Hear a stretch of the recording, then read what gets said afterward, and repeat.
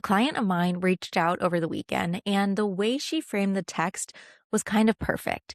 She said, I had to send this to you because it's honestly kind of funny and also a little annoying.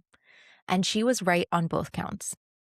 She and her husband run a doggy daycare and boarding center that started in 2020. They've built a loyal community, they have thoughtful services that are grounded in what their clients actually need. And thanks to yours truly and the team, they have really stunning branding and marketing materials. And I'd heard that people were starting to copy their vibe, but when she sent me a picture of the signage, let's just say that it felt eerily familiar. And my two immediate reactions were one, I was kind of annoyed. But then, secondly, I kind of took pride in the fact that obviously we created something worth copying.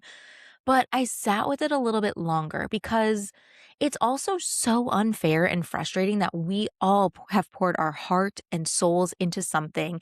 And we created something specifically for this client based in what makes them so special, only for someone else to randomly come in and copy and paste it into their own work. But let's start with something that I think gets missed when this happens to businesses. And while I am not a lawyer and there are obvious legal ramifications to certain types of copying, taking our emotions out of it, someone copying you is kind of a signal. It means that you've built something worth copying, even though it's so frustrating. I see red when it happens. But it does mean that someone looked at what you created, your positioning, your services, the experience, the aesthetic, and then decided that replicating it was a faster path to both relevance and success than building their own thing from scratch.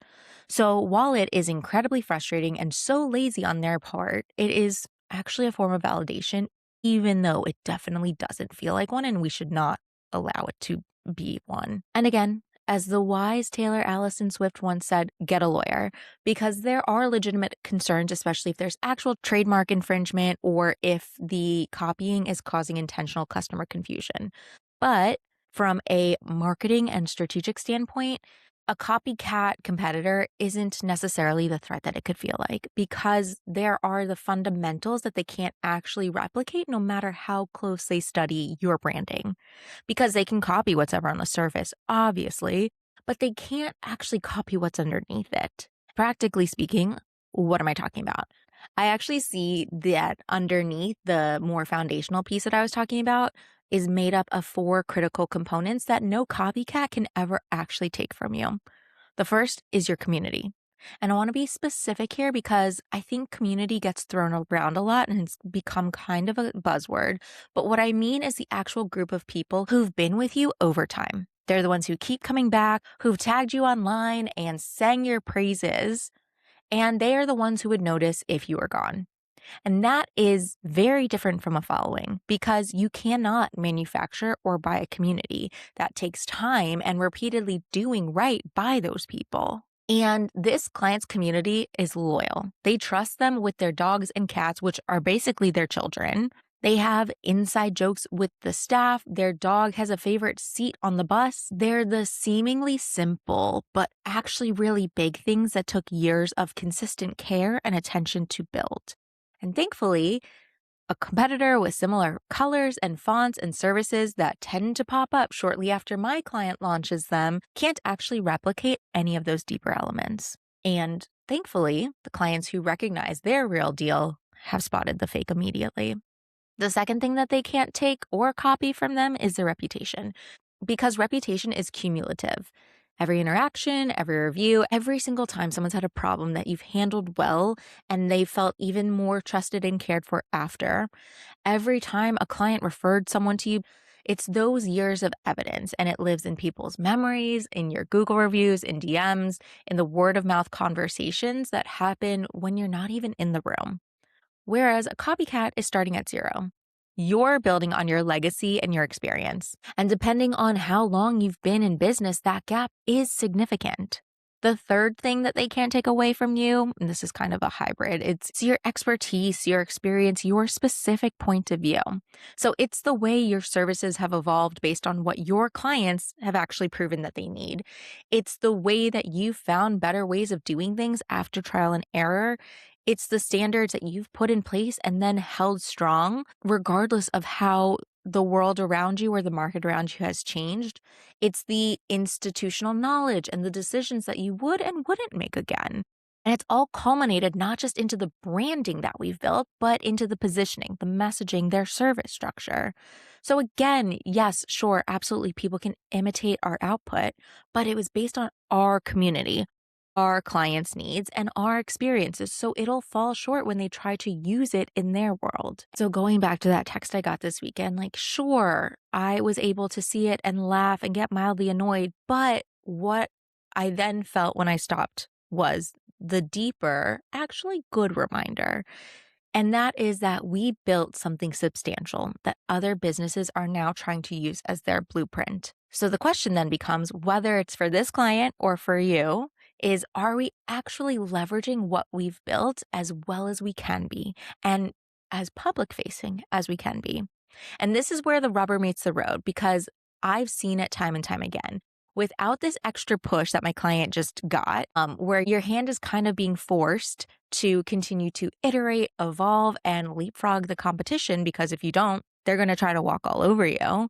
A lot of established businesses that I work with don't necessarily see this deeper opportunity and treasure trove that they have sitting right in front of them because they've already built the reputation, the community, the track record.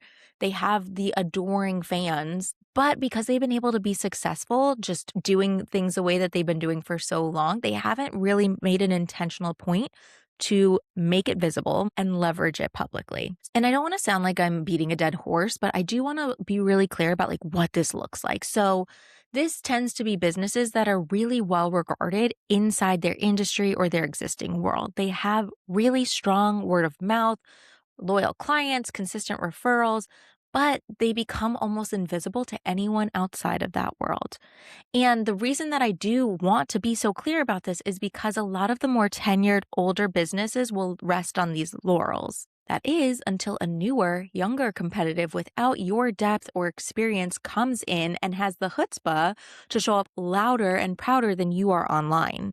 And right now, unfortunately, that gets eyeballs, and eyeballs oftentimes result in dollar signs. So take this copycat, for example. They have about 5 times the social following as my client does, which feels so unfair, especially when you see and know the background of like, hey, that branding looks very familiar. Those services that you're talking about look very familiar. But then the risk is that as they get more eyes on them, it's not a question of who does it better because that we know the answer to, but it becomes a question of who actually knows that you exist because people know that they exist. And that is the real risk. It's not just that they're copying you, but it's that they're leveraging your track record and your visuals to attract potentially your people. But so now let's connect the dots because there's a piece of marketing that's changing faster than ever, and it's becoming critical to making sure that the right people do in fact find you. We need to talk about AI-powered search because if you're not thinking about it yet, you need to start. And yeah, obviously you heard me talking about their following size. So social is still a way that people are finding you. Your website's still important, all of that stuff. But as people are actively searching for businesses, the way that they are doing those searches is changing. And it directly correlates to those 3 pieces that I mentioned earlier that copycats can't copy. So whether it's on Google and their AI search at the top of the page, Claude, ChatGPT, Gemini, whoever, AI is now powering those search results at a pace that we haven't seen before. And the way they work is by synthesizing all of the information across the internet to decide who you are, who you serve, how you do it, all the random nuances that people are going to ask that they then need to make sense of and put you in front of them. So they do that by looking at your website, your reviews, your social presence, articles that mention you, content that you've published, the language that people use when they talk about you online, and more. So in essence, what they're trying to do is assess everything they can about you to figure out how to answer literally any random question thrown at them. Like, which therapist in my area or within 5 miles of me specializes in EMDR and CBT and takes my health insurance? Very nuanced, very personalized, very specific to you and you, the person searching it, not the business. You might have heard of GEO or AEO, and that's what we're talking about. So this is increasingly where discovery is happening, especially for service-based businesses where the decision is relationship-driven and prospects are looking for fully vetted options that they can feel confident in before they even reach out. And like I just mentioned, I have some good news. So, everything that we've been talking about, your tenure, your community, your reviews, your documented expertise, those are the exact signals that AI search rewards. So, the businesses that are winning in this changing landscape aren't necessarily the ones with the trendiest branding, though it's cool. And if you want cool branding, you know what to do. But they're the ones with the deepest, most meaningful proof of who they are, what they do, what they deliver. But the key is that proof has to be findable. It has to be on your website in clear language. It has to be in your content. It has to be in your reviews and how you respond to them. And it has to exist outside of your own head and your existing client base. And the reason that I'm harping on this is because I see incredible businesses with years of results, reputation, private referrals, whatever, unintentionally neglect making these invaluable business assets visible. Either because they have beliefs about this is how we've always done business, or because they just don't understand the real tangible impact that these things can compound on their existing business success. And now, as always, because I love to make these episodes tangible, let's start to talk about how you can take all this theory that I'm talking about and start to implement it. So, we're going to talk practicals. So, step one, we've got to start with an honest audit of your social proof. So, do you have a Google business profile?